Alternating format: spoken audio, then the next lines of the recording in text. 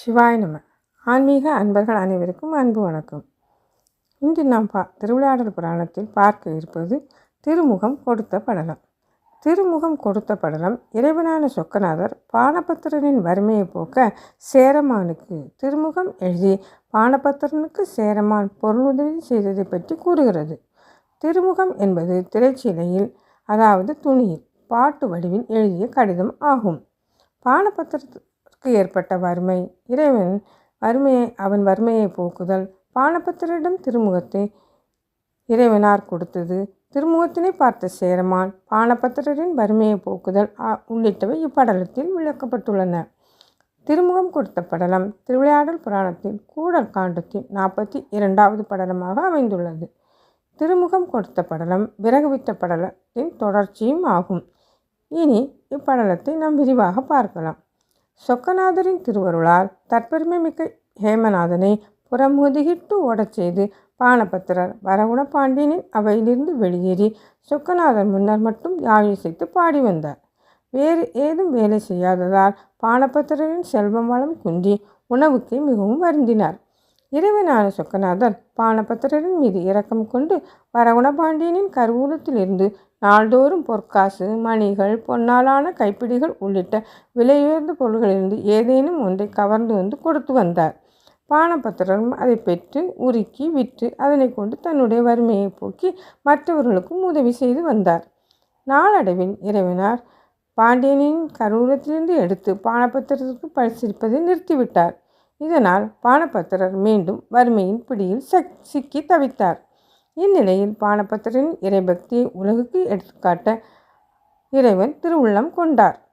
இறைவனார் மலி புரிசை என்னும் தொடக்கத்தை உடைய திருமுக பாசுரம் ஒன்றை எழுதி பானபத்திரர் தூங்கும் பொழுது அவன் அருகில் வைத்துவிட்டு, பானபத்திரா, உன்னுடைய வறுமையை நீக்கும் பொருட்டு வரகுணனின் கருவூலத்திலிருந்து பொருட்களை கவர்ந்து உமக்கு பரிசளித்தோம். பாண்டியன் இச்செய்தியை அறிந்தால் அது தவறாக போய்விடும். களவு போனதை பாண்டியன் கண்டறிந்தால் பொன்னரை காவலர்களுக்கு தண்டனை கிடைக்கும். ஆதலால் சேரமானுக்கு ஓலை ஒன்றினை தருகின்றோம். அவன் நம்மிடம் அன்பு பூண்டவன். நீ அதனை அவனிடம் அளித்து வேண்டும் பொருள் பெறுவாயாக என்று திருவாய் மலர்ந்தருளினார். துயில் நீங்கி எழுந்த பானபத்திரர் ஆடி பாடி மகிழ்ந்தார்.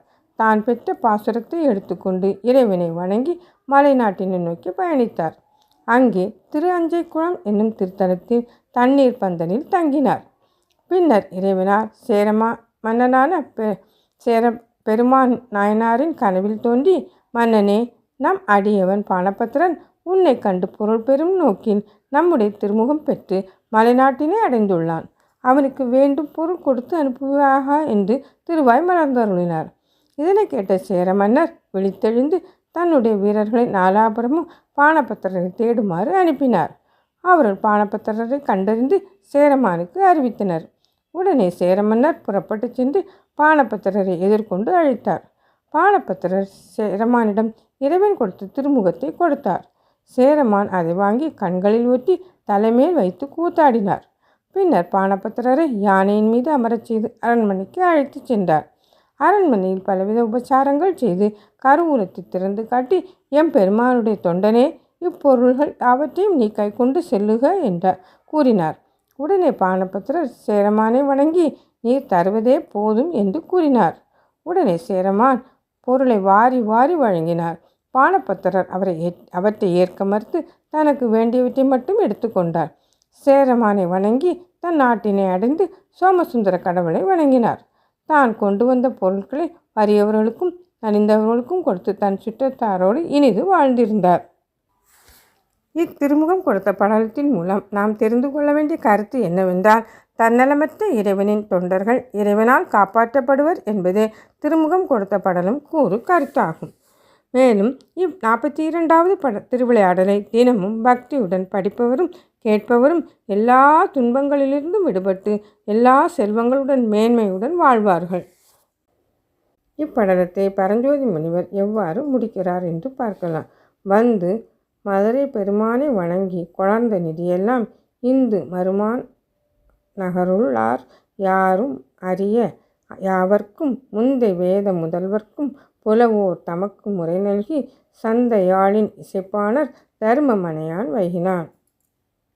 அதாவது வந்து மதுரை பெருமானை வணங்கி மதுரை நாயனாய சோமசுந்தர கடவுளை வணங்கி கொணர்ந்த நிதியெல்லாம், அதாவது கொண்டு வந்த பொருள் அனைத்தையும் இந்து மருமா நகருள்ளார் யாரும் அறிய, அதாவது சந்திரன் மரபினரான பாண்டியனது நகரில் உள்ள அனைவரும் அறிய, முந்தை வேத முதல்வர்க்கும் புலவோர் தமக்கும் முற்பட்ட மறையினை உணர்ந்த அந்தணர்க்கும் புலவர்களுக்கும் யாவர்க்கும் இரவலர் முதலிய ஏனை யாவர்க்கும் முறை நல்கி வரிசையால் அழித்து வைகினான். அதாவது எல்லோருக்கும் முறையாக கொடுத்து வாழ்ந்து வந்தான். இனி அடுத்த படலம் பலகை இட்ட படலம். திருச்சிற்றம்பலம். அரியை